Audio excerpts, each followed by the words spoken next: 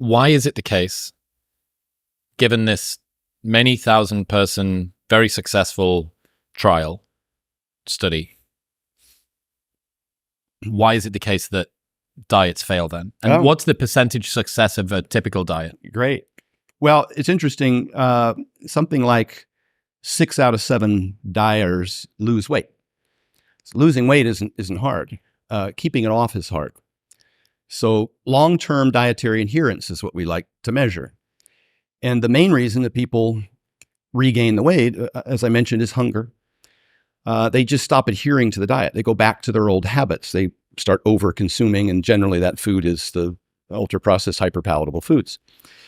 And that is where none of us are any more successful than the other. This is a whole conversation unto itself, really, that all of us in our diet tribes, I have a named diet, the vertical diet. There's a whole host of people out there that claim that they're, whether it's intermittent fasting or keto or you name it.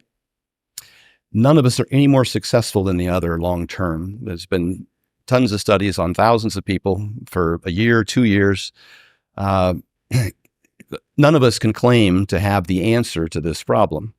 It's much bigger than all of us. And I think some of these ultra-processed, hyper-palatable food manufacturers are probably just laughing because we're all sitting around the table.